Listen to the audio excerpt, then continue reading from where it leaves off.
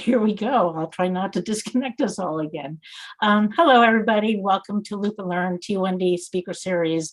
Really interesting presentation today that we need to learn, we need to understand, we need to watch several times and ask a lot of questions.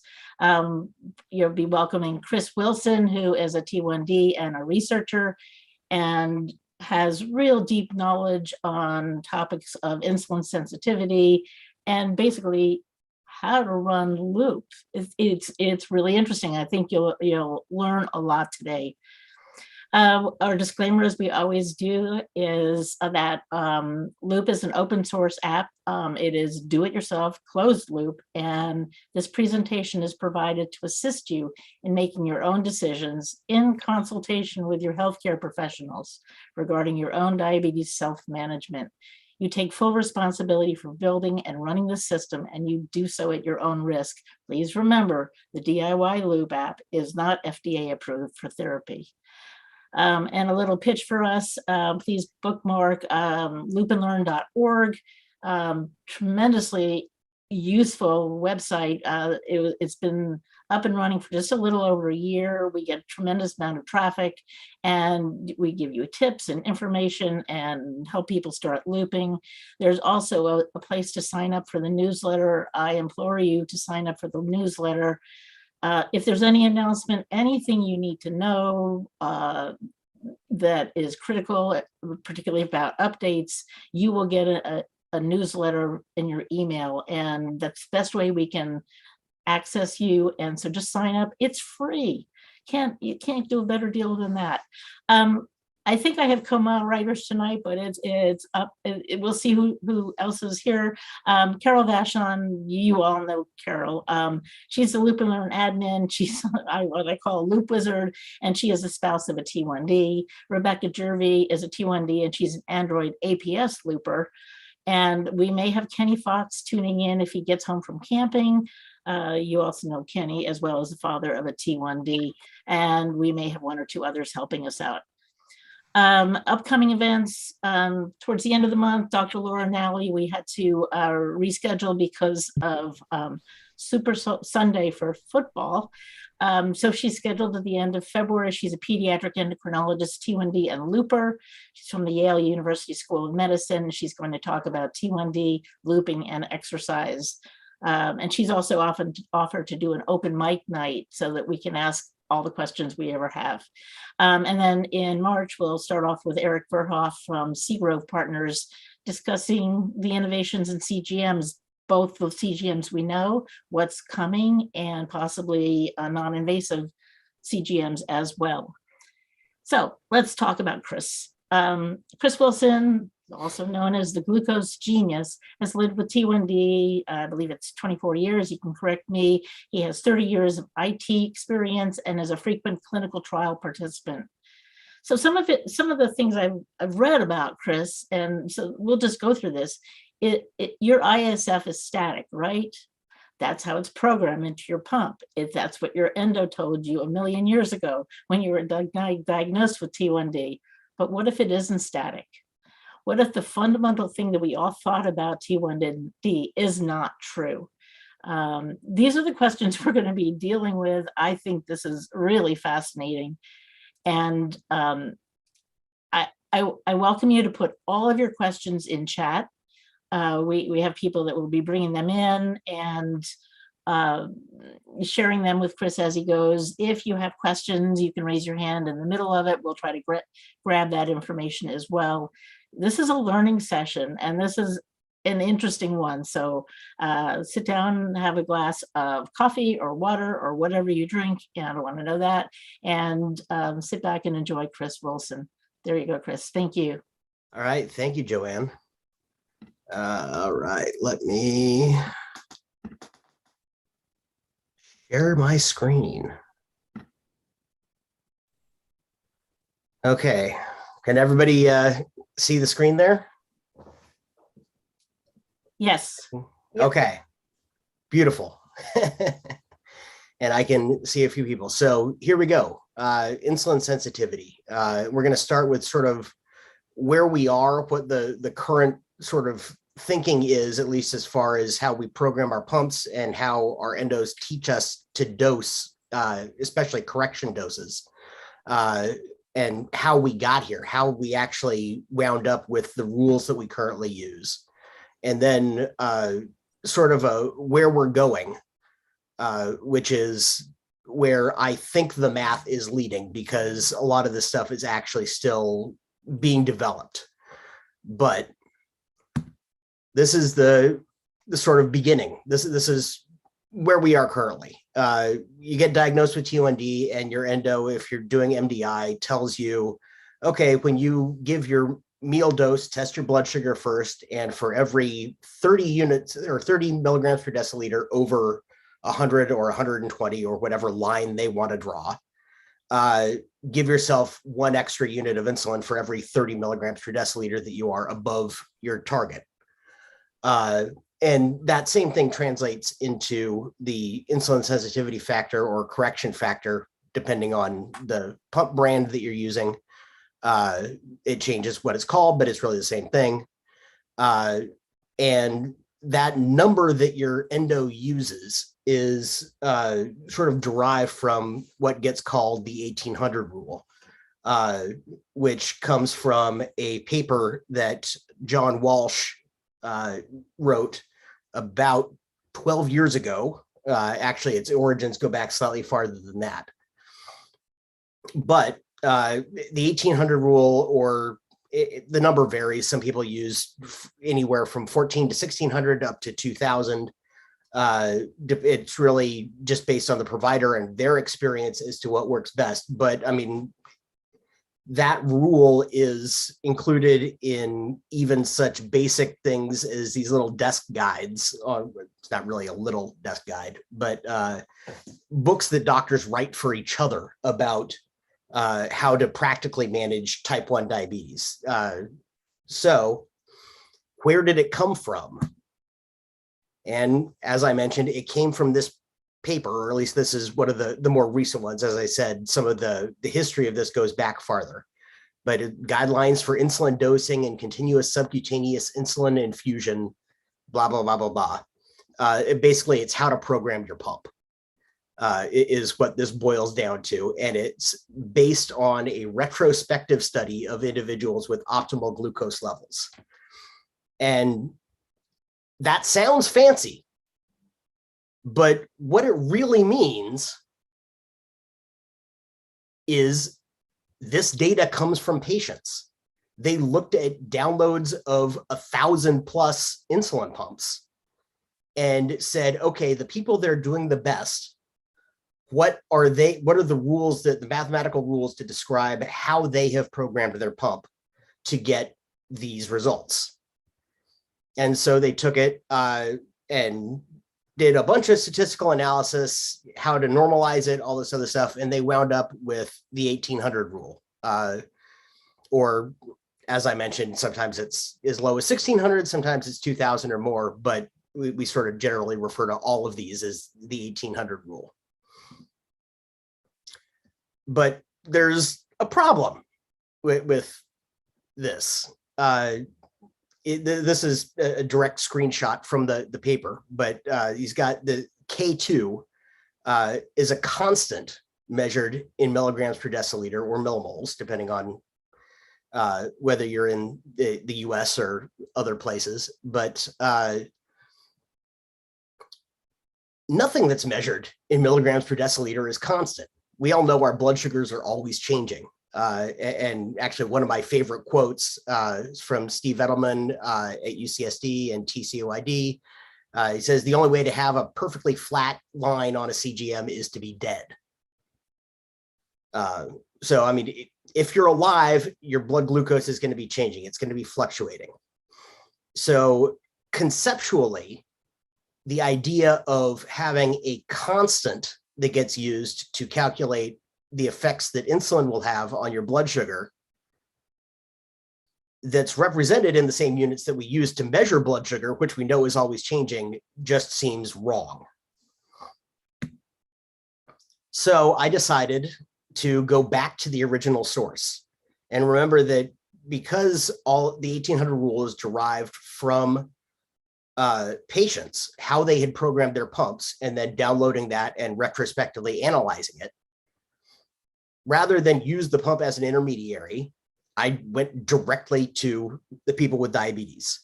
And I threw up a Google form, said, okay, how much of a correction dose would you give if your blood sugar was X, 200, 300, whatever. And apologies, that beep was my CGM sensor expiring. Woohoo! Okay. So what I did was basically do the same thing. I asked, how would you bolus? How much of a bolus would you give to achieve the desired correction? Because we all practice this constantly. I mean, I know if my blood sugar is 200, I need to give, for example, 4 units to bring myself back down to target. And I know if my blood sugar is 300, then I might need to give myself 8 units to bring myself back down to target, or I might need to give myself 10 units. And it's one of those things where we learn it as trial and error, but we're not thinking about the underlying math. We're not thinking about the mathematical relationship with your insulin sensitivity factor and how your insulin sensitivity factor is shifting and changing. But we can calculate that underlying math going back from the doses that people report having given themselves. And I should note that the diabetes online community is really an ideal population to be looking at this in. There's been a number of analyses done that show people who are engaged and active in the diabetes online community have better blood sugars. And it's not by an insignificant amount. It's, you know, I think the last thing I saw was something like, half an A1C point, which is really significant.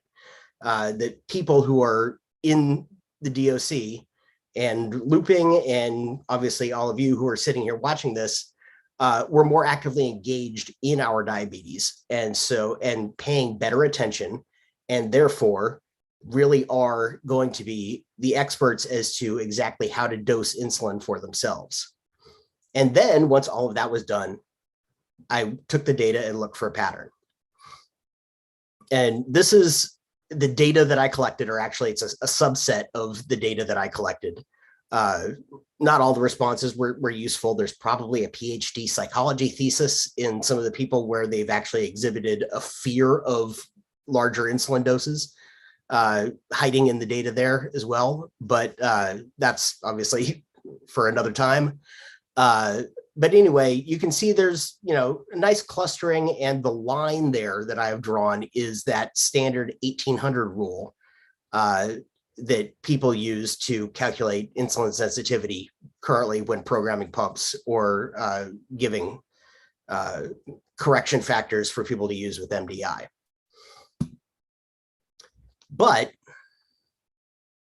we still need to add the blood glucose piece of it. And that requires actually looking at this in 3 dimensions. And that blood glucose level is the 3rd dimension. If we spread this out by blood glucose, you can see that there's a lot more dots there than it looked like there were. There's a lot more data points. But when you look at this, it actually starts to look remarkably consistent. And it's not quite as good as the data showing vaccine efficacy with COVID, but it's close. I took all of this data. This was about 300 individual data points, as I mentioned, from about 50 people, and ran it through a machine learning neural net to trained. And that red surface that you see there is the 3-dimensional pattern that it identified. And there's a question of, okay, well, how well does this fit the data? Going back to the original paper, which John Walsh and his co-authors had about 1,000 pump downloads in there. So you've got 1,000 people that he's looking at. And the statistical measure of how well that pattern fits the data is almost as good as the fit that Walsh and his co-authors identified, which sounds not great, but you also need to take into consideration that this was about 50 people, not 1,000. And even though I had multiple data points per person, it was still less than a third of the total number of data points that were used to generate the data. And we've got an extra dimension. So the fact that the fit, the way that this equation describes the pattern of bolusing is actually pretty impressive. The other thing to consider is that none of this stuff was actually directly measured. This is all people's sort of gut instincts based on their experience dosing insulin for themselves. And one of the things that Walsh notes in his paper is that people tend to gravitate towards certain numbers, whole units of insulin, half units of insulin. So you, by definition, almost introduce some noise into the data that is going to reduce the measure of how well it fits. So it's close, but it's not exact. Well, it's probably not exact. I can't say that it's not exact, but it's probably not. But we really don't need it because as long as you have a reasonably close equation that can be used to extrapolate how insulin should act, assuming that all of your assumptions are correct, then you can track it over time and track the changes in your insulin on board, which basically tells you how fast insulin is being absorbed and metabolized, and the changes in your blood glucose. If we're going into math class, this gets into derivatives, but don't need to worry about that. It's tracking the changes and then the changes in the rates of change of these various things. But the equation that I found and described, which I will show, by the way, provides a framework or sort of a baseline against which all of this can be measured. Is it doing reasonably what we expect it to, or is something else mucking with it? And then obviously, if you were using this in a closed loop system and that equation is not exact, you can use feedback loops to adjust the various pieces of it to make it fit better for the actual individual. So just by tweaking pieces of the equation, you can actually tune a pump to react specifically to an individual, although I have a feeling that they'll probably be a lot more alike than most people realize. Some of this stuff also dovetails with other evidence that's out there. These are two papers that describe that when you expose cells to more insulin, they become more insulin resistant. And that's probably part of the underlying mechanism or driven by the same underlying mechanism that drives insulin resistance with blood sugar. So both increases in blood sugar and increases in insulin resistance, or increases in circulating insulin, are going to drive insulin resistance. But we can measure all of that basically by just keeping track of the number of units per day that a person is using. The other thing this does, and I've kind of gotten into this, but it enables the super bolus. This is a really old blog post. Again, this is from John Walsh. He is the insulin pump whisperer in many respects. That talks about shifting bolus or shifting basal insulin from the future to now to give a bigger dose, and then suspending basal to counteract a spike that would be meal induced or from some other source. And he talks about, a lot of stuff will need to be rethought as intelligent pumps begin to appear. Well, our intelligent pumps are here, but we still don't have really a super bolus, not on anything commercial. Although some of the open source things, systems are making good stabs at it, but sort of following this math and being able to track whether the insulin is doing what you expect it to do and how fast it is currently absorbing into your body actually enables sort of a real-time feedback with the super bolus. Is your blood sugar dropping faster than it should or slower than it should? Do you need to maybe even add a little bit more, resume basal, suspend basal, whatever you do, as long as your initial guess at the bolus is reasonably close, simply by following the math, you can pretty well cap any spike that occurs and back off the insulin much more rapidly when the meal effects begin to fade. I actually programmed in a little bit of a pause here. Let me see what okay. So this is probably a good point to check, stop and see if anybody has any sort of questions. I see there's some in the chat, although if somebody wants to relay a couple before we're about the Rebecca, why don't you jump in and ask your question? Sure. So my question was, those of us who are on these looping systems are very used to having more points of data behind us. And once upon a time, if you'd said how much insulin do you need to bring you down from a 200 to a 100, I would have given you an instant number. Now my brain breaks because it's like I need to worry about insulin on board and carbs on board and what my current sensitivity is because I might have exercised or I might have a high hormone day. Like, how much more difficult is this data calculation with those of us who now know more of these factors? Well, I should clarify the question that I asked was not, this is assume there's no insulin on board. Assume your blood sugar is steady at whatever level you're at. Okay. And then, so take most of that out of the equation. And then how much insulin would you give? Which is a much simpler problem. Yes, much. And then that sort of forms the baseline. And then the deviations from the baseline may be that you've still got carbs that are on board that are absorbing, that are driving your blood sugar up.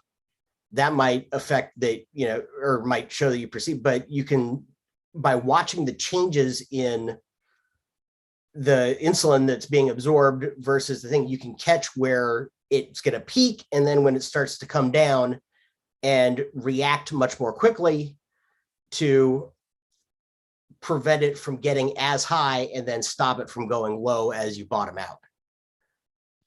So it's more watching the changes and using those to infer the carb activity. All right. And the other factors. I don't know, does that make sense? Yes, absolutely. And then Joanne, you had a question about different kinds of insulin. Yeah, before we get to that, how much effort does this take to be micromanaging your dosing? It can get a little mentally exhausting, I'm not going to lie. I do use currently a tandem pump that's running Control IQ. I'm not currently using a open loop system, although I'm in the process of building a new one. I've got my two Medtronic pumps and I've got an Android phone and I'm getting ready to go. But day-to-day, I mean, it depends on how often you check in. Insulin is slow enough that you can probably don't really actually need to run the loop any more often than say 15 minutes or a half hour, which may just be a simple glance at the pump, see what the numbers are and decide whether or not I need to do anything. But yeah, it gets exhausting. The thing is though, that everything that I'm doing, I can program a computer to do. Okay, because the whole goal at some point is to reduce the burden. Right. So that was my thinking, and actually I'd sort of been doing a lot of this intuitively for years, but before I actually had the time to collect data and see if there was an underlying pattern. But once I did that and I actually started using the math to drive my decision making, my time out of range got cut in half, which sounds kind of impressive. It's even more impressive when you consider that my baseline was about 92% time in range. Wow. And that was just kind of winging it and stuff like that. So I was able to go from 92 to over 95%, 96, 97. If I really crack down on it and pay attention to the math and run it all the time, we're never going to hit 100%. You're going to get compression loads. You're going to get other stuff that's going to introduce noise into the data, but it's close enough that it works reasonably well. And I'm sure a lot of people are aware, Tim Street, who runs Diabet Tech, is working on integrating this, basically using it to replace the static insulin sensitivity factor setting in Android APS, in the OREF algorithm, to use the dynamic calculation that gets redone every single time the loop runs. And so it is adjusting how sensitive it expects you to be to the insulin in the future. And he is seeing, again, very, very good results. And he's got, last time I checked with him was 30, is probably a lot more now, people that are actively testing this and hopefully collecting some data. And we can use it to inform future development and integration of this stuff into delivery algorithms. So the same is two questions, two people, same question. What was your range when you were hitting 92 to 96% time in range? That's the standard 70 to 180. If I say time in range, that's what I mean. If we're using different definitions, the numbers are irrelevant because we're not talking about the same thing. Right. Okay. And then does this only apply to the regular slow insulins, the Humalog, Novolog? Have you played with Fiasp or Lumjev? And when I get smart insulin, if we ever get it? Well, smart insulin may make this whole thing totally irrelevant. Right. I mean, if the insulin reacts instantly when your blood sugar starts to rise, then we don't need pumps anymore. We don't need any of this stuff. I have used Fiasp. I was actually in the islet clinical trial, and I was on the Fiasp arm doing that.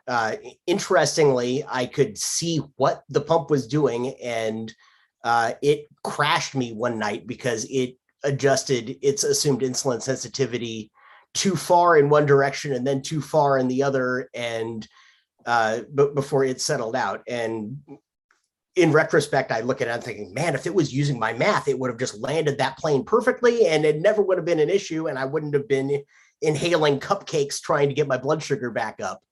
Wait. You use cupcakes to bring your blood sugar back up? So I use whatever's around. Okay. I think we're good. There's one more question.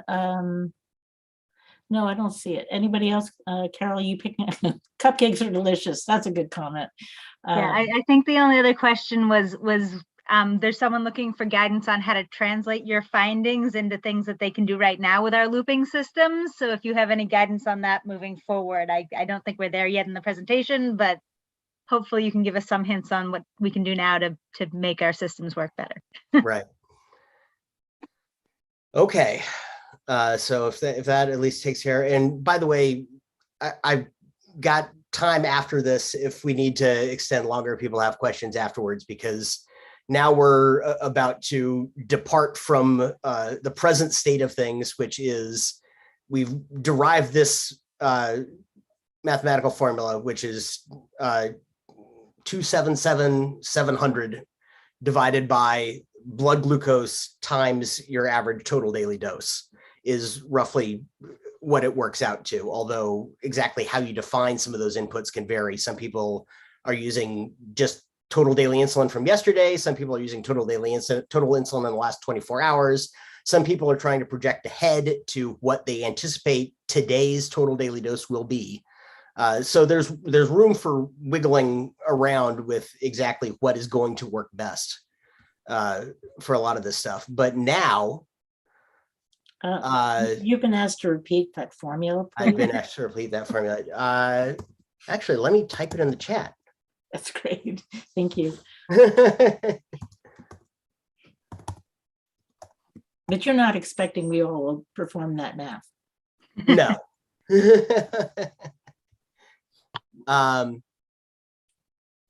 Yes, Tim Street is using Lumjev. He's not using it in combination with anything else. He is using the more concentrated version, the U200, which just reduces the amount that he has to infuse. But as I said, I've used FIASP. I haven't ever actually tried Lumjev yet. I have used Afrezza.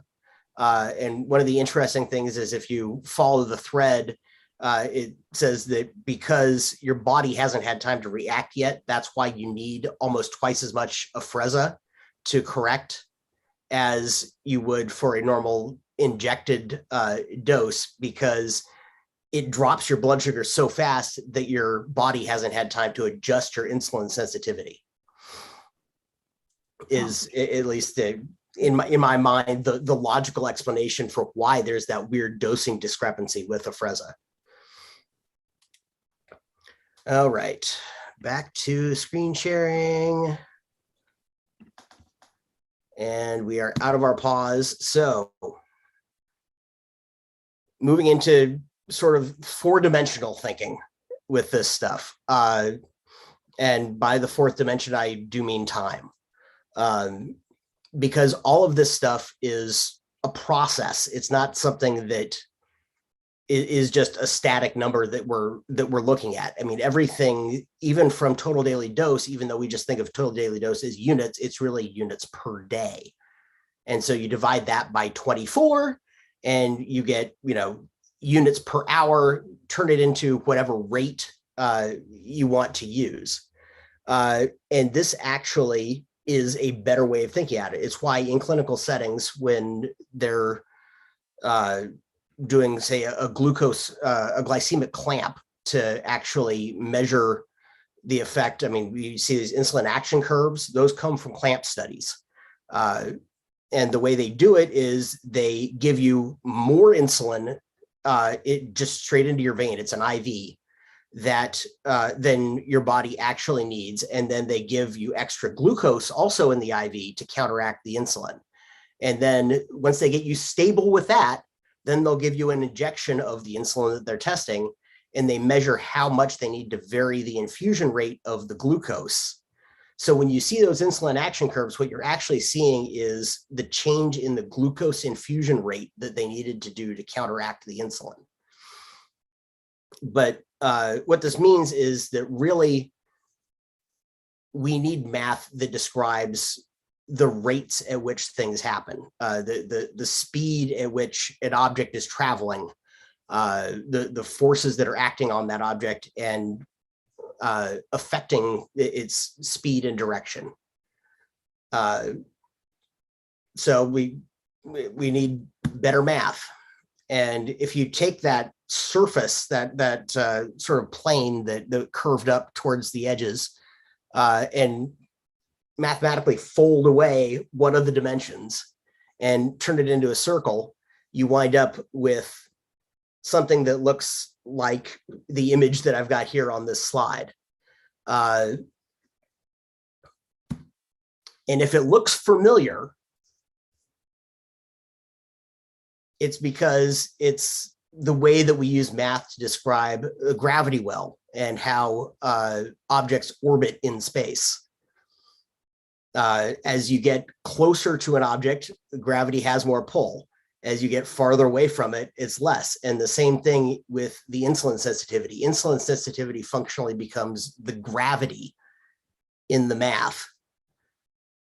And the orbits are metabolic processes. And what we're trying to do is keep our bodies in that zone. If our metabolism, our planets that are circling these things we're trying to keep it in the zone where there's enough heat to keep you, to allow life to exist, but not so much that it burns up. The place where it'll have liquid water, all those other things that make something habitable, we're trying to make our bodies habitable as well. And in this model, insulin and glucagon actually act as forces that are accelerating or decelerating your metabolism as it's moving along its orbit, the process that it's undergoing, but the process that it's undergoing. But all of the equations that get used in astronomy to describe the distance between two objects and their orbital speeds and how massive the two objects are and all this stuff, actually, those same equations work within this sort of framework. And you've actually got sort of this plane that I've derived here, sort of shows how two different universes, one with blood sugar on it, the other with metabolic activity on the other. And this plane is actually sort of the wormhole that your body is using to pull energy from one universe and store it or use it in another one. It's the math that shows how the exchange of, or how things transition from the one side to the other. And actually, interestingly, when I started looking at this, other space metaphors work as well.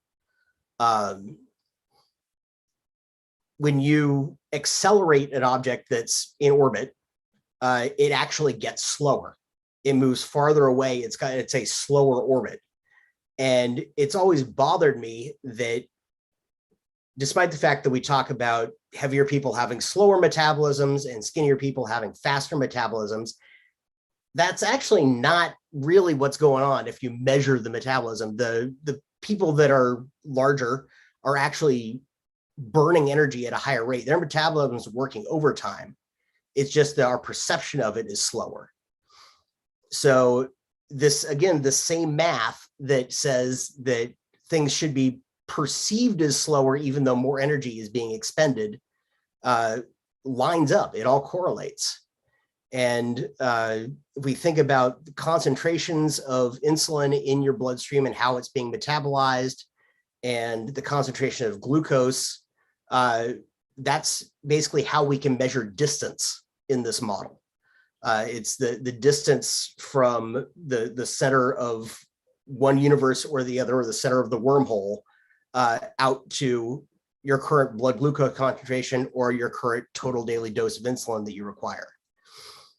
And changes in that sensitivity, or how the wormhole works, can actually mathematically be described as orbits that sort of wobble. They call them eccentric, where you've got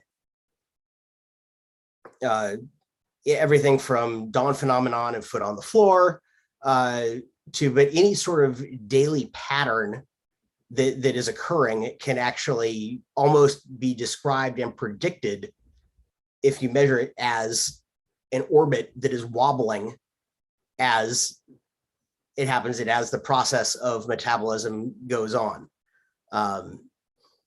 I use the term periodic. I'm sure the ladies in the room will pick up on that, but yes, obviously cycles can be daily or monthly, or some people have described weekly cycles as far as changes in their insulin sensitivity. But this whole new concept of how to describe this stuff provides a mathematical framework for how to describe it using numbers, such that things can be compared and accounted for. Some notes here. This is still very much a work in progress. I've sort of worked on the broad strokes And so far, I haven't found any place where it doesn't work. I'm, working on exactly where the various pieces get plugged in and whether we need to actually convert everything from milligrams or to grams, whether we need to be thinking of blood glucose as grams per liter instead of milligrams per deciliter, just to keep all the units consistent. But at least so far, everything seems to work the way that you would expect it to. And I sort of liken this to, if you think about like the golden ratio that describes the way that a conch shell spirals, or it's the same math that describes the pattern of petals that emerge on a flower. You see these same patterns emerging everywhere in nature constantly. And so just because this pattern exists out in one science, there's no reason that the same pattern might not occur somewhere else. We see the same numbers all the time in all kinds of biological processes. So at least I think that that's where this is going. So far, the mathematical model seems to hold up. I am working on exactly how to implement it to further improve algorithmic decision making. I would much rather have my phone or my pump make a dosing decision than me have to sit down and sort of do the math.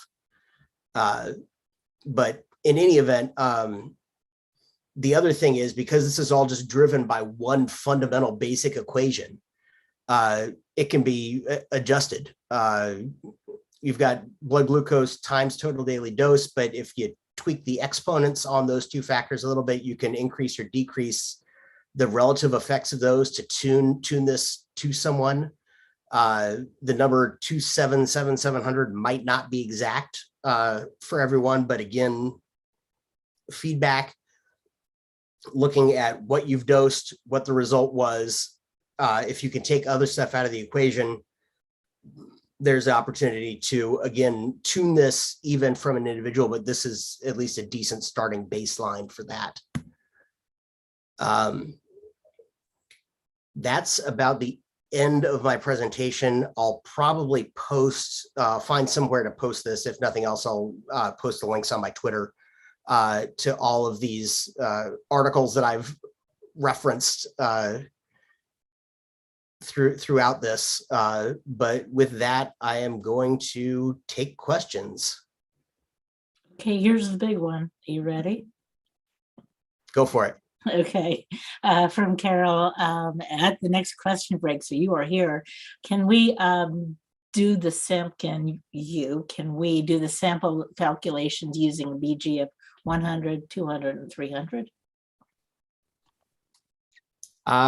Sure. What's the total daily dose of the individual in question? Okay, Carol, it's up to you. We can use my son's current blood sugar as an example. Okay. I'm getting his PDM. Hold on. Okay, that's Hudson, I think. It is. Okay. Thank you. I just think to make sure everybody understands the math and can make this actionable, because I think people are so excited about this conversation. Okay, so Hudson ate about an hour and 20 minutes ago, and clearly I underdosed insulin because his blood sugar was like 110 and now it's 226, and we're an hour and 20 minutes past the bolus. When I look at his pump remote and I look at his total daily dose it changes from day to day, obviously, but like, let me look at the last day or two for you. Yesterday, his total daily insulin was 25 units. The day before, it was super close to 25. So let's just say on average, it's 25 units. Okay, and what's his current blood sugar? 226. 226. And how much insulin is currently on board? Does it tell you that? Yeah, it does. We're on the Horizon, the Omnipod 5 system. And so it's a little misleading because there's basal in the equation. But I bolused 6.65 units at 4:30, and it's set to with an insulin duration of action for 4 hours, which we know it doesn't really last that long in in him. It's just how we figured out how to make the system work for us. So it thinks there's 4.6 units on board, but there really isn't. Oh, good Lord. There's no way there's that much on board. Right, but he's tracking about 80 some odd % in range. He's a elementary school kid. So right. we're really happy with, 80 some odd % in range and less than 1% low. That's pretty significantly awesome for us. So, but right, I would expect that, we have another 15 or 20 minutes of insulin action, if even that, and he's just going to sit. So I would be giving him another dose soon. Okay, well, if we assume, and I apologize, I should have had a calculator ready to go, because I can do this in my head for myself because I'm used to I've done it so much, but so we've got 25, 6. So the steps here, I'm multiplying his total daily dose times his current blood sugar. Which is, so 25 times 226, which gives me 5650 as what's going to be the denominator. So then it's pen because I can't. All right. It comes out to like 49 when you divide 277. Okay, so if it, but 49 is the anticipated insulin sensitivity over the course of his dose. So again, if he's 226 and we're targeting 100 roughly, I'm assuming, or 110. Yeah. 100, 110, whatever. Okay. Anything lower than where it is now would be great. So we want to move it about 126 milligrams per deciliter. So then we would take that 126 divided by the estimated insulin sensitivity of 4.9, and it says that he should probably bolus about 2.5 units, 2.6. Huh. But is he still going up, or is he plateaued? Oh, he's plateaued. He's been flat for, let me pull up his Dexcom. It's pretty flat. So he had this initial climb and he's been between 180 and 220 for the last hour. I'm happy to show the graph too. So, I mean, the thing is, if he's holding steady, but obviously insulin is still absorbing, right? Something is still pushing up on his blood sugar. Right. Probably, he hasn't probably really the remainder of the carbs that I underestimated. Right. So we're not only trying to bring him back down, but we're also trying to make sure that we continue to counteract those carbs that are still absorbing. So anyway, the math says is about 2.6 units would be the rough bolus for him. Can you walk through that equation one more time? Sure. So we multiply his total daily dose, which is 25 units, times his current blood sugar of 226 milligrams per deciliter. And that gives us the 5650 number, which then if we divide 277,700 by that, gets us to, you said about 49. Right. 49 is then the insulin sensitivity factor. So that would be how much you expect the insulin that every unit of insulin that you give him, you want expect on average to drop him 49 points. That won't be the case. And we know that won't be the case. The insulin that hits first is hardly going to move him.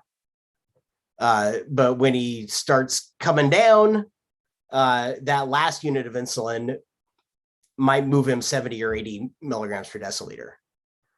So super interesting, because in my head, his ISF is about 70 So to drop him, 130, 140 points, like I would normally give 2 units, but I'm going to try it. Like there, I'm prepared to manage whatever the outcome is, but I think it's fascinating. Well, and you're on Omnipod 5. So if he starts to drop too fast, it should at least help by backing off. Yeah, absolutely. So that's what the math says. Tough to, without knowing everything that's going on in the particular circumstance, to show, Sure. to know exactly how to apply it, or if there's anything else that hasn't been taken into account. How do you account for the insulin that's currently on board in that equation From that bolus? What you should actually be doing is continually topping up IOB, assuming you're using a pump that actually just keeps track of a single insulin on board number. Keep topping it up to that 2.6 unit point. As long as he's staying steady, keep topping it up, bring it back up to that you've got enough to bring him back down. And then once he actually does start coming down, then you can stop topping up and track down as you come down sort of the curve to where you want to be blood sugar wise. But you can, if you know how much insulin it should take, you can then calculate, do I have more or less than that on board?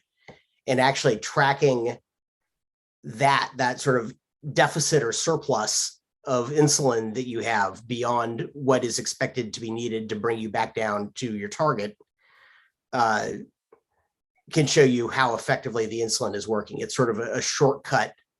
If we add this, and this, it means we don't have to do derivatives and integrals to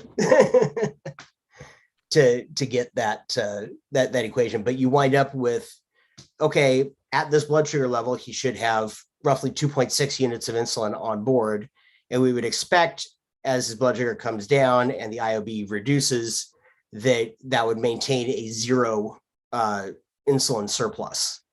Now, where this gets into with the super bolus is you're actually going to get sort of way out over your skis in skiing parlance.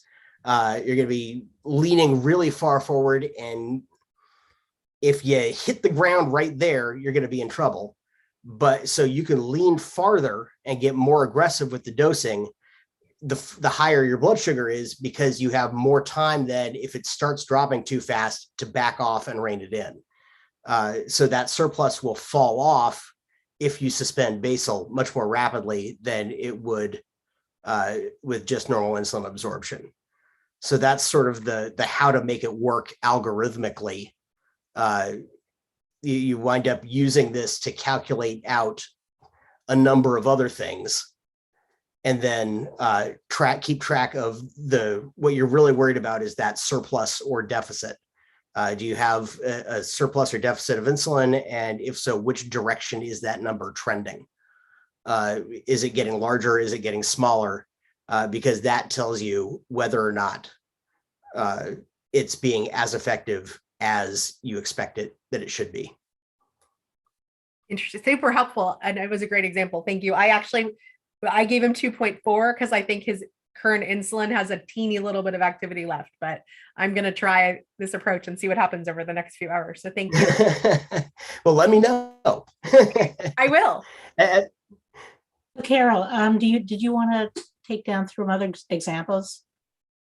Yes, that would be great. If we could just step back and make sure we all get the math again. I think it's pretty complicated. So Chris, I know it's probably boring for you, but the rest of us really want to make sure we understand it. Can we just try it one more time?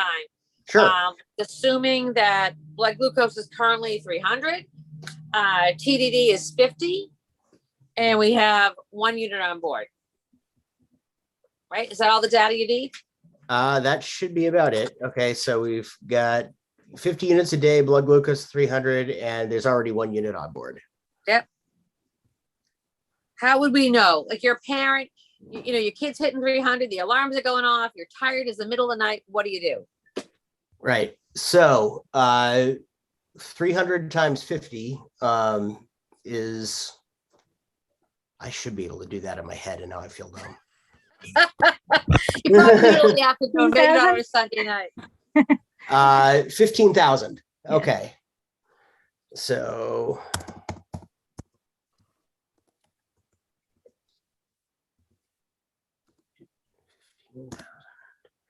Okay, so that gives an estimated average insulin sensitivity factor of about 18.5.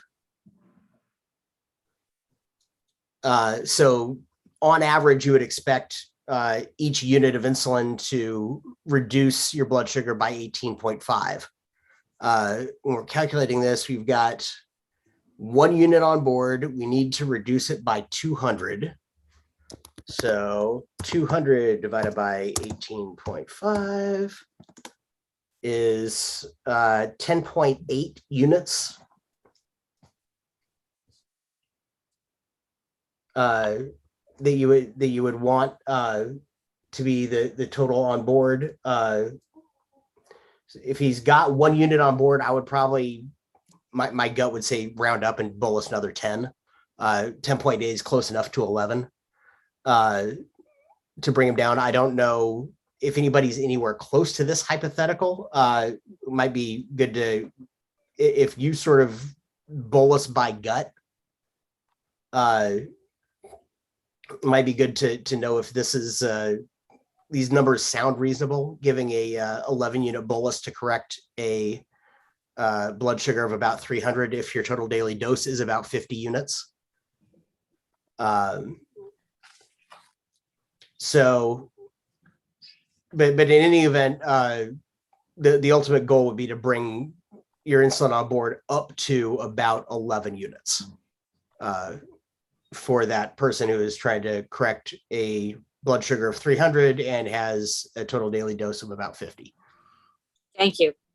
Thank you. I think that'll help people just think about the math and be ready for action in the middle of the night. They may not feel comfortable. I wouldn't feel comfortable with 10 or 11 units in the middle of the night, but it's a way to start, right? Maybe start with 5, maybe start with 6 and work your way up. Right. I think that number just almost terrifies me. I don't allow a bolus that large. So I would have to break that up. Well, you want to be horrified, Joanne. I tested this last night. I mentioned I'm currently have COVID. My girlfriend helpfully brought it home from work. But so right now I'm really insulin resistant. I'm about 25 or 30% more insulin resistant than I normally am. But last night I ate a sandwich and an ice cream cone and had a cup of coffee and let my blood sugar go where it was going to go, just so I could get it and see where it was going to plateau. It wound up, I actually didn't really let it plateau. I started bolusing once it hit 200 just because I didn't want it to get that much higher. It peaked around 250, but came back down and landed right around 110, 120. Bolusing based on this math, and that was just pure correction. Here's what my blood sugar is. I'm pretty sure all the food's digested. We're going to bring it back down. And there were times where it dropped a little bit faster. CGM data is noisy. There's no way around some of this stuff. But it holds okay. And my total dose for all of that wound up being over 30 units. Keep in mind that my normal total daily dose is really only about 60. So that was about half of what I would normally take of insulin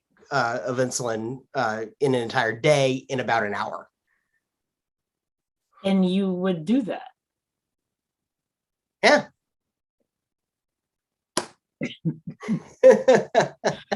Hey, I've gone without insulin for 8 hours at a stretch for science. So eating some ice cream and a sandwich isn't that big a deal. So this formula is appropriate to vary by age of the T1D because it's really tied to the total daily dose. Is that how it adjusts for little ones? Right. If you actually I could pull it up, but the population that this data that I based this on came from. The youngest person that I have data from was 2 years old at the time, using a total daily dose of 8 units. And we had all the way up to people in their 70s using in excess of 100 units a day. So it's a nice, big, wide swath of the community and of humanity as a whole. The biggest drawback actually is that 75% of the sample is female. So there isn't a good male-female balance. I attribute that just to being that women are more likely to answer surveys online than men are. Yeah.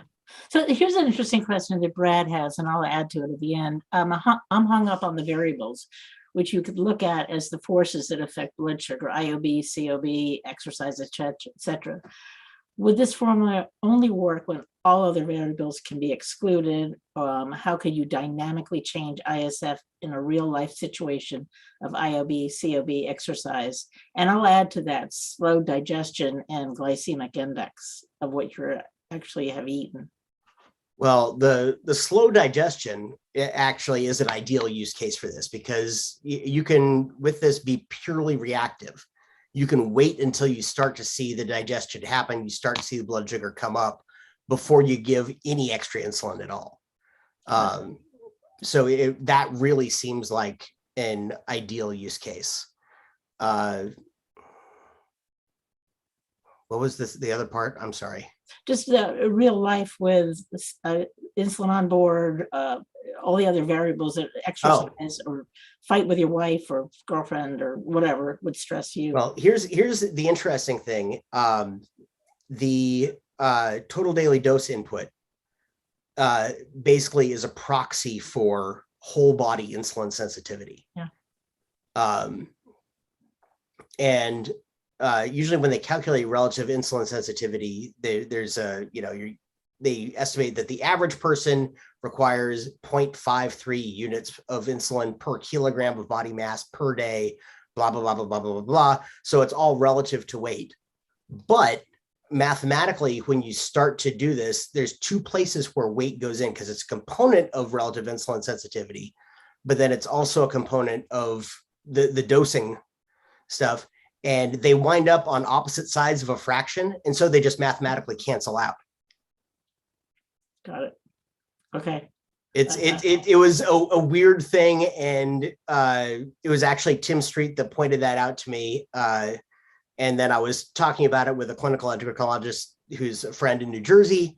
I got, I said that and I got back, well, duh.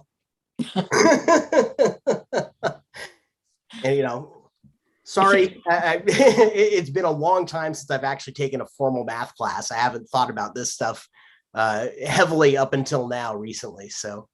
Okay, I'm going to start going through the questions and. Can I follow up on that one real quick? Yeah, go ahead. I'm willing to believe that they cancel out over the course of a day, but if you just went out and exercised, isn't your insulin sensitivity going to be much more sensitive than right? So so how does that cancel out? So, well, it doesn't cancel out the exercise. How you adjust it is you temporarily turn down the total daily dose.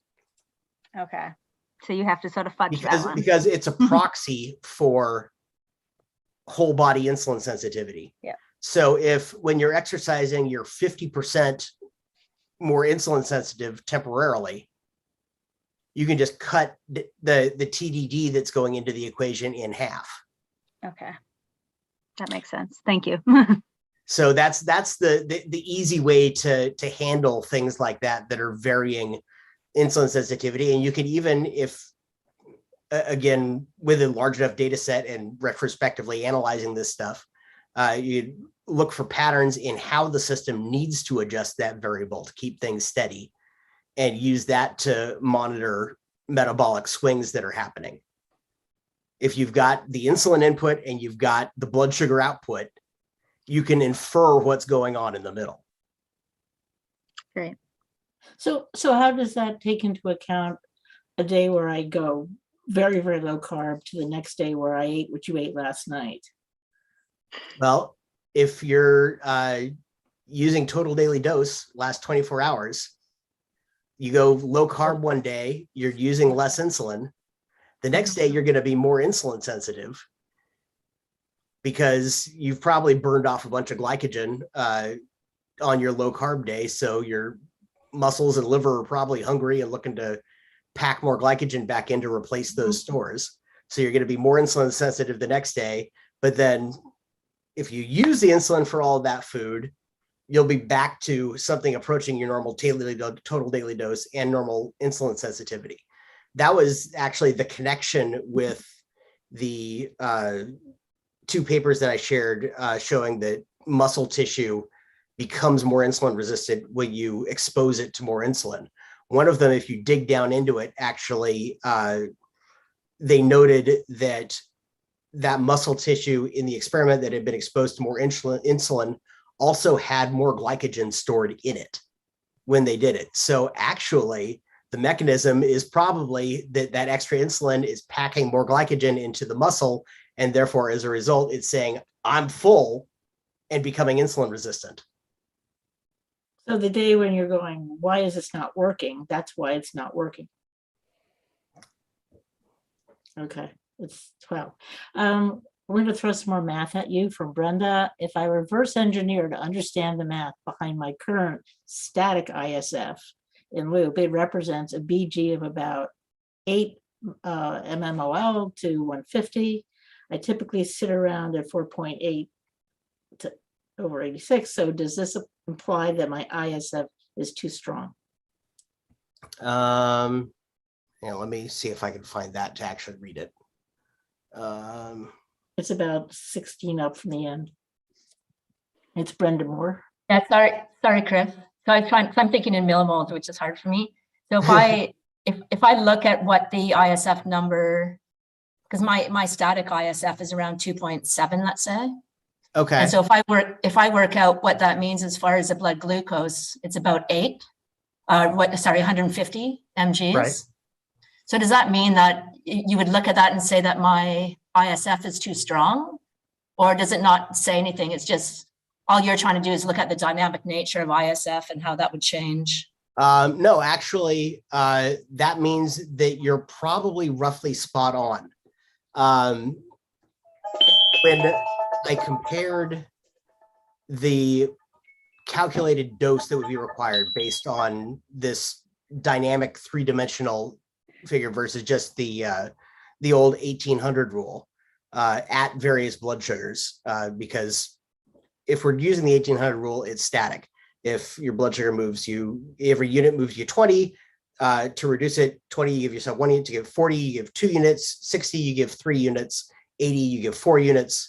It's linear. You actually wind up with basically the same recommended dose. The two dosing lines intersect each other at a blood glucose of about 150. It's actually 154 point something, I think. But the two equations produce similar results within a certain range that typically about 100 to 200, with them being spot on in agreement at about 150. It's really once you get out ahead of or out beyond 200 and insulin resistance starts increasing logarithmically almost or exponentially, that you could really get into trouble and wind up underdosing and stuck high for a very, very, very long time, which we all know. We've been there. It's frustrating. That's why we rage bolus. And this is really, it's kind of the math that underlies the rage bolus. It's a way to rage bolus smarter, if you will. Does that make sense?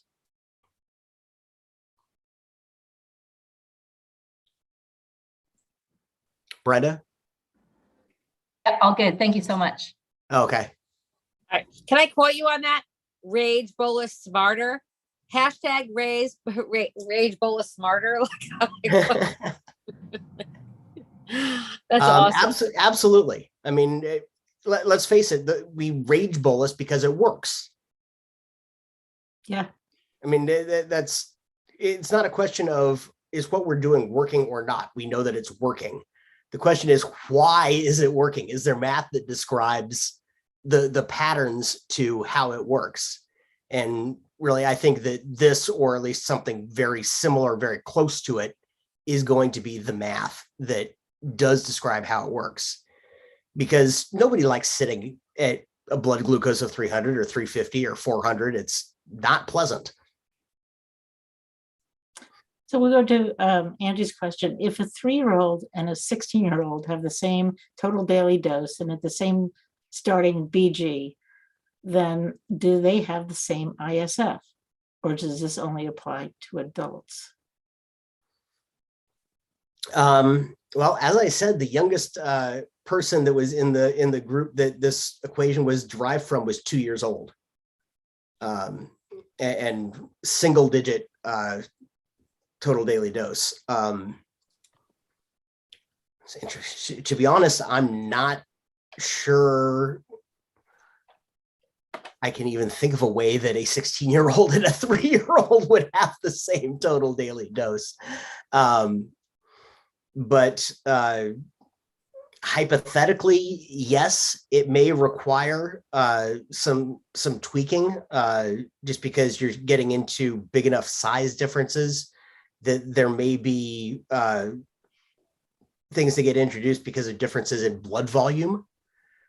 Remember that we're talking about concentrations here. It's milligrams per deciliter, and the average adult human has about 5 liters of blood running around in their veins. I'm a little bit bigger than average. I'm probably around 6.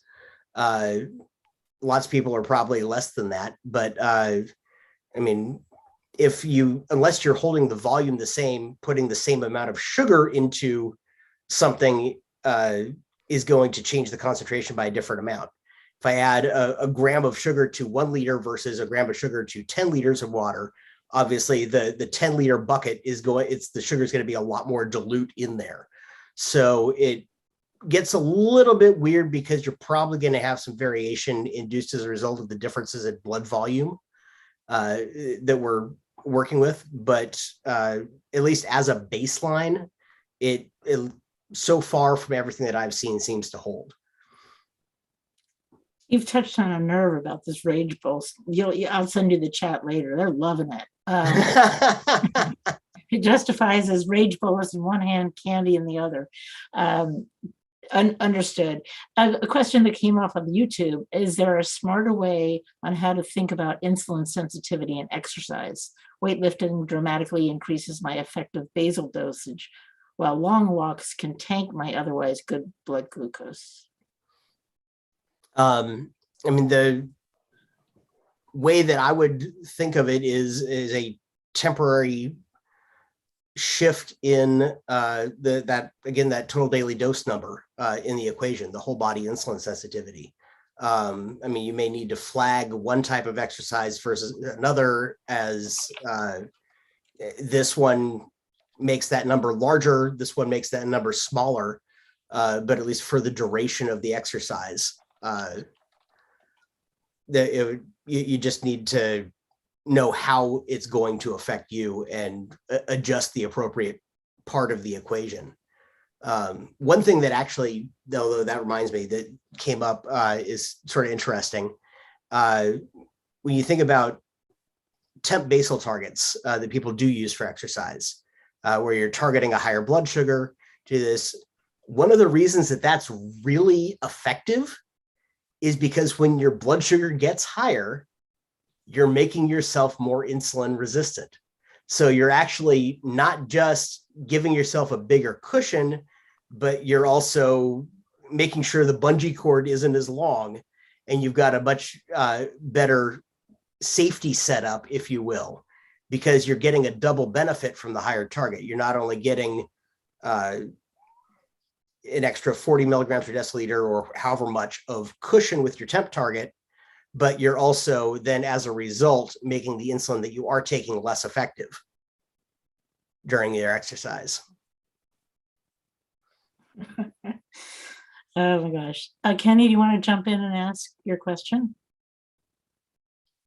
Sure. So I was curious if short version is do these studies that are kind of are looking at insulin sensitivity appropriately taking into consideration the fact that food like fat and protein often has an impact on blood sugar for many hours after they eat. I feel like doctors don't even have a concept of food lasting longer than 2 hours. So the correction factor ISF they often give people in their pump is, in all honesty, 99% of the time correcting a missed bolus or a prolonged effect of fat and protein or whatever. And so people are like have that foundational misnomer about what sensitivity really looks like, because they're really correcting food, not just a straight sensitivity calculation with no impact from anything else other than their normal body chemistry. So do you know if these studies took that into consideration? Because it seems like doctors don't seem to know any of that information. Honestly, I can't think of how they really would have. I can tell you I've done glucose challenge studies looking at the duration of the insulin. I mean, it's literally they hand you a glass of orange stuff that's 100 grams of carbs, pure glucose, and say, give yourself a bolus and drink this, and then we're going to monitor you for the next 8 hours. It was a great way for me to actually see that, yeah, that insulin has an effect. Up until that point, I would have told you that my insulin duration was 2.5 hours, and that was it. And that was the misperception, was that because usually I eat stuff that has protein and fat and other things that are having this effect. And so that's being counteracted by the tail of my insulin. So I think the insulin has stopped working. I know that doctors are aware of it. I just don't think that anybody has come up with a good way to really account for it. And at least in my mind, monitoring the sort of derivatives that fall off the math tree out of the equation as you're looking at the equation that I have and how much insulin you have on board and whether there's a surplus or a deficit, and which direction that's changing. And so it actually does provide a way to really look at whether or not there are additional impacts of food. But that assumes, of course, that your basal rates are tuned correctly and everything else. So yeah, and I always, whenever I look like the rule of 1800 and the studies around those, it just makes me question more than I get answers out of those, to say, like, not confident doctors are really good at getting people with basal's rate tuned right to then have a test to really get a good, ISF calculation. And they probably are only waiting 2 to 3 hours after someone ate, not, 6 or something like that. So just curious if you happen to know. But well, I mean, if you look at how they tell people to test their sensitivity, it's usually, find a time when you're stable at something that's a little high, but not too high. Give yourself insulin and see how much it drops you over the next 5 hours. Well, given those parameters, I would expect that just about everybody is going to be correcting at about 150. Right. Which explains why it intersects perfectly with the 1800 rule at a blood glucose of 150. Again, it's sort of this, we wound up at the same endpoint via different routes. Gotcha. So that, I mean, the problem is the assumption that blood glucose does not impact insulin sensitivity, and we know that it does. The doctors know that it does. I mean, I talk with my endo. I talk with a number of people, including doctors Edelman and Pettis, TCOID and UCSD. Actually, I have a number of the clinical trials that I've done have been as a guinea pig for Jeremy. But they live with T1, and even other endocrinologists that I talk to, if they've ever managed a patient in a hospital, they know that people get more insulin resistant when their blood sugar is high. But every time I've asked, it's just been, well, yeah, but we don't know what the underlying pattern is. We don't know exactly how this interaction happens. And so actually one of the fun things of doing clinical trials and stuff like that is after a big long insulin withdrawal, I got to pick my IV bolus of insulin and test some of this math even via super fast routes of administration, getting it mainlining the insulin straight into the vein. That would be interesting. And see how the effects are. And half the time they'd say, oh, we're going to give you 7 units. And I'm like, that's not even going to make a dent. I'm way too insulin resistant right now for that. And lo and behold, yeah, they gave me 7 units of insulin and my blood sugar was 300 and it dipped to 185 and then started coming back up again.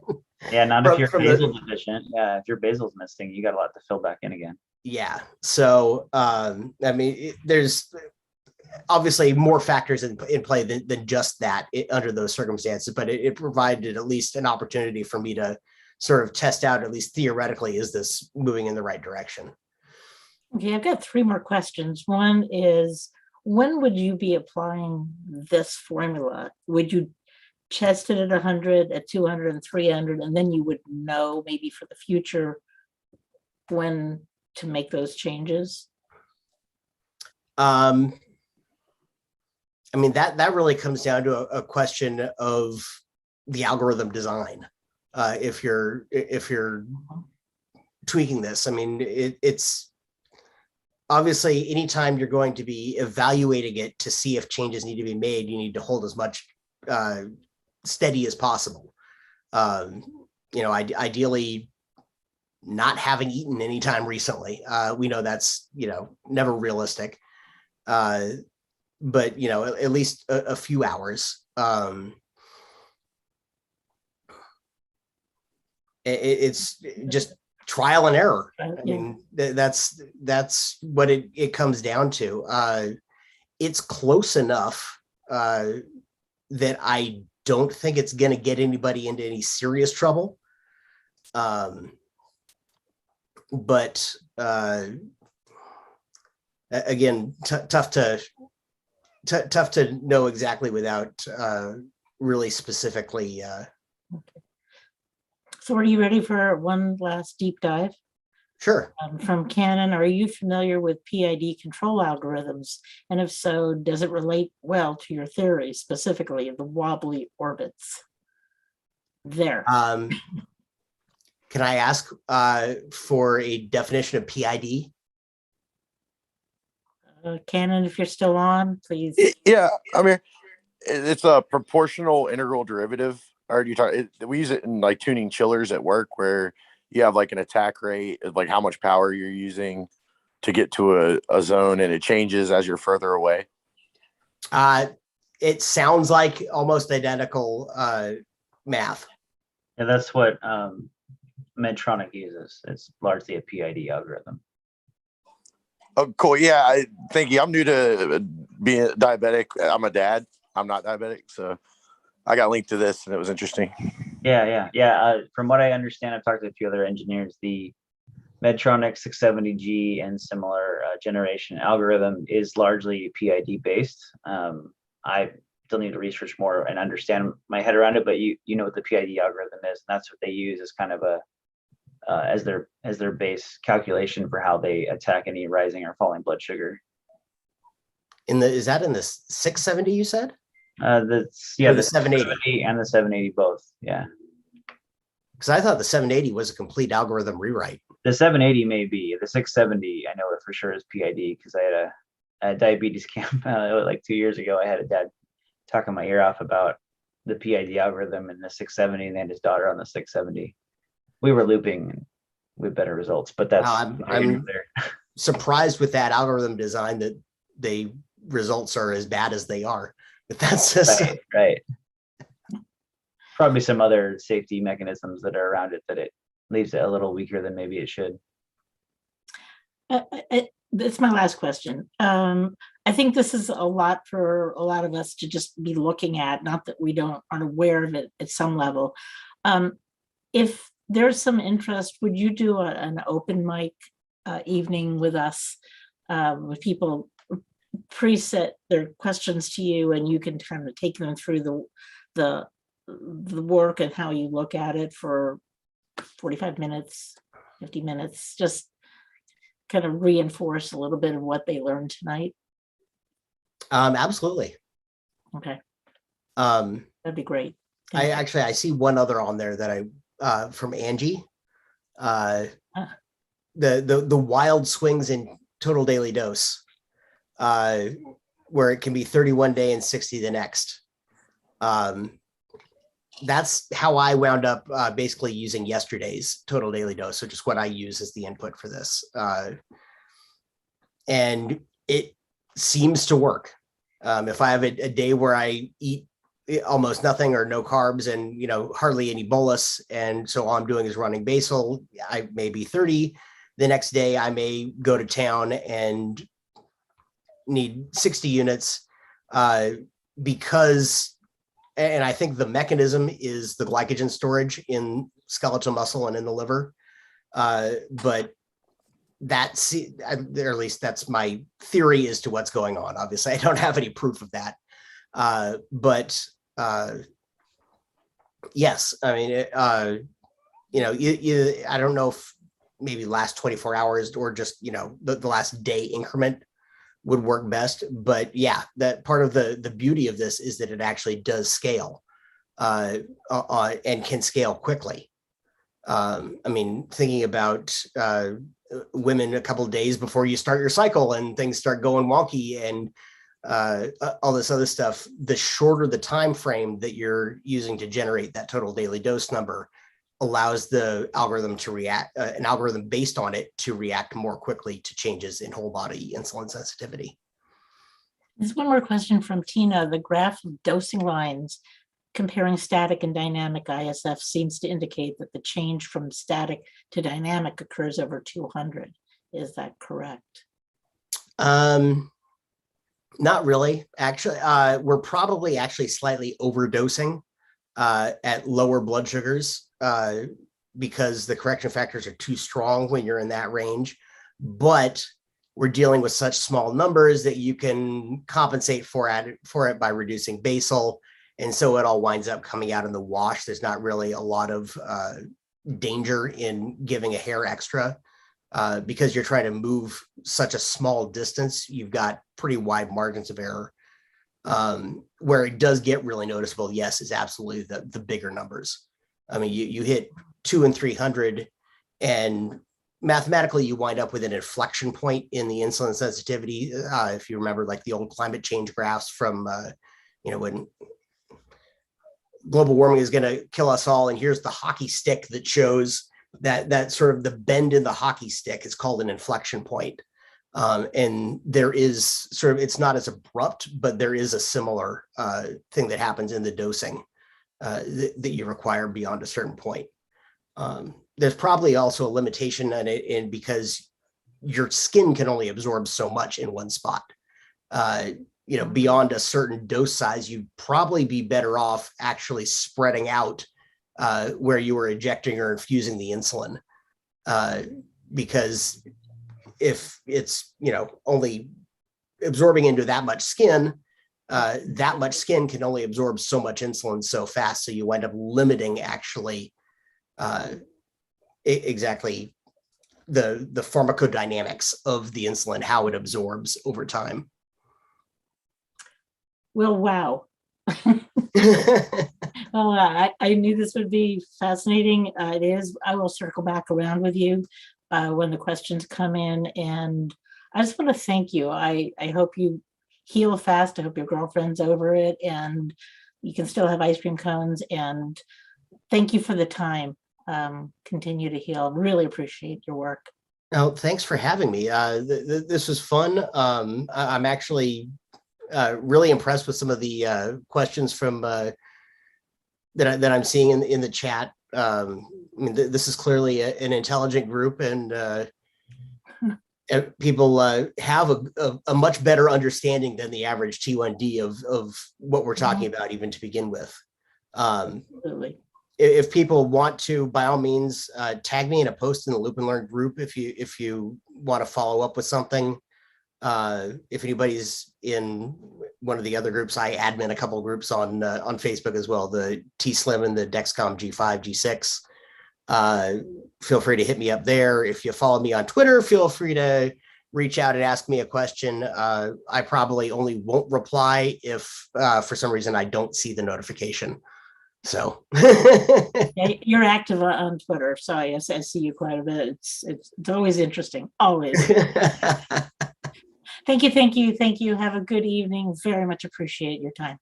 All right. Thanks for attending, everyone. Thank you. Bye-bye.